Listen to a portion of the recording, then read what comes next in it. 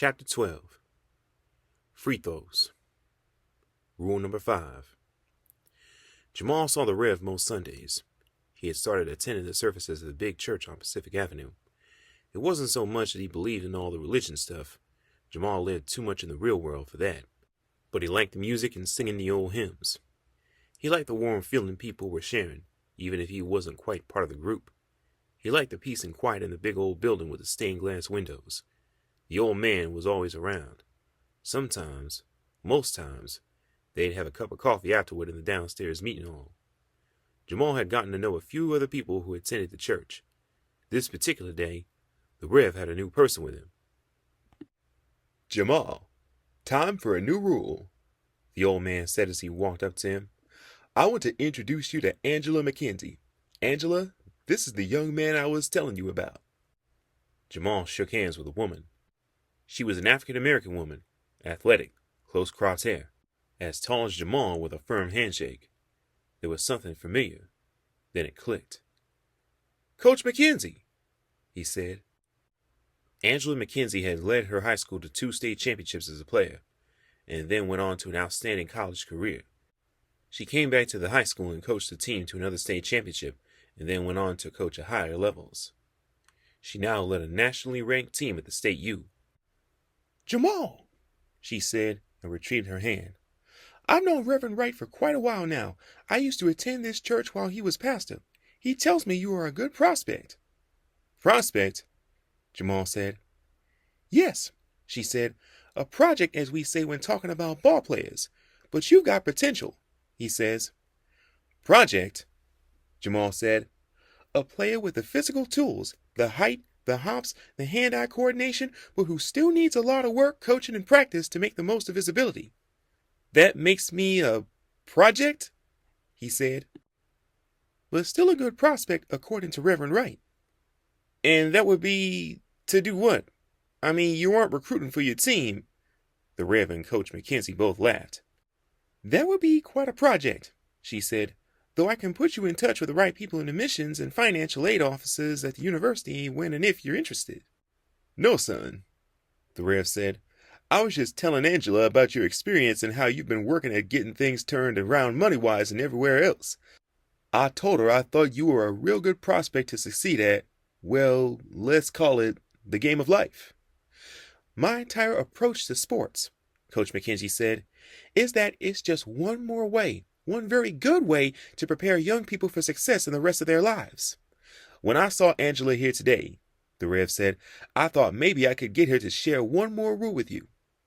"This one is easy for me," Coach McKenzie said. "It won't take long." They took cups of coffee into a small room off the main hall and sat in comfortable chairs. Coach McKenzie talked a little about her current team and its chances. Then she focused on Jamal. "Here is my philosophy about how to approach sports and life in one sentence," she said. "This is a rule," the Rev said. "Write it down." Jamal got out his notebook and listened. "Practice, practice, practice," she said. "Whatever you are doing, keep working at it and strive to get a little better every day." Then she paused and looked at Jamal. After he finished writing, he looked up at her. She didn't say anything. "Practice, practice, practice," he said. She smiled. "There's so much in sports that you can't control," she said. "You may go up against better players, get bad bounces, have the refs miss calls. You can't control those things, and they will affect wins and losses. So," she continued, "what can you control? You can practice, improve your preparation, work on your fitness, develop your concentration, do your drills, run your plays, practice, practice, practice," she said. "Focus your energy on the things you do have control of. Get a little bit better every day. That's what I tell my team. We're focused on basketball, so we work on getting better at basketball skills, running our sets, playing defense, shooting free throws, basketball stuff. It's the same thing in life," she said, "except in life, it takes a little more self-awareness. In hoops, when you miss a free throw, you know it. You know what you have to work on. Living the rest of your life, that's more complicated, especially when you're both the player and the coach. You have to be very objective about what you're doing," she said. "What are your weak skills in life? What do you need to do to help yourself when you're managing your money? Where do you put that energy? Make an effort to improve yourself. Well, Jamal started, doing stuff at work, I guess, like my regular day job working in the packing house. It's bad. Terrible. But I try to have a good attitude. I can try to do better. Any special skills they use there? Coach McKenzie asked. There are some guys. They do some special jobs, Jamal said. Could you learn them? Coach McKenzie asked. Had to ask, Jamal said. So that's a maybe, the coach said. Sharpening knives, Jamal said. That's a special skill. You could learn. Get a little better. Yeah, I think so, Jamal said. What about new skills? I do computer stuff for the library, Jamal said. I got an email account now. That's good. Very good, she said. Essential these days. Tell me what's next. I'm not sure, Jamal said. Then it's time to figure it out, Coach McKenzie said. Get those next steps in sight. Pursue them. What kind of cook are you? Cook, Jamal said. I'm no kind of cook. You eat every day? Well, yeah. So you're saying I should learn to be a cook? Jamal asked. No, I said the rule is get a little bit better every day. And cooking is... Jamal was trying to follow her. Cooking is an opportunity to get a little bit better every day, Coach McKenzie said. Oh, and you can also work on those free throws.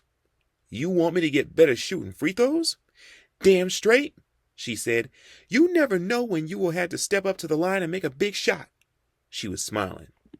Getting a little bit better, you can always improve your discipline, your fitness, your emotional control, all the little things you need to do to be better at anything. And while you're at it, why not go ahead and work on your free throw shooting?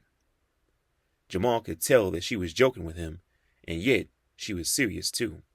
He knew all about shooting free throws, developing a routine. Step to the line, bounce the ball, rotate it so the seams feel right, lift your shot, follow through, and watch it drop in. A routine, like making sure you save some money every time you get paid. A routine, like keeping all your bills in order and paying down your debt. A routine, like getting to every appointment on time, or maybe a little bit early. A routine, yeah, maybe a new one, like going over to the school playground early evenings and working on shooting free throws. Reverend Wright, Coach McKenzie, and Jamal got up and collected their coffee mugs.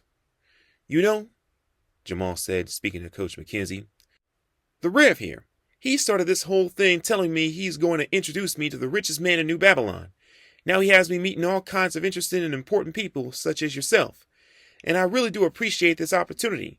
But now, since you've known the Rev for a long time, Coach McKenzie, do you think he's going to be able to introduce me to the top dude? The coach and the Rev both looked at Jamal and smiled. Anytime Reverend Wright made a promise to me, Coach McKenzie said, he has always kept his word. Illustration of Jamal's notebook. The rules. Number 1, pay yourself first. Number 2, if you want to have more money, spend less. Number 3, teeny tiny baby steps. Number 4, never pay interest. Always earn interest. Paying principal puts money in your own pocket. Number 5, practice, practice, practice. Get a little bit better every day.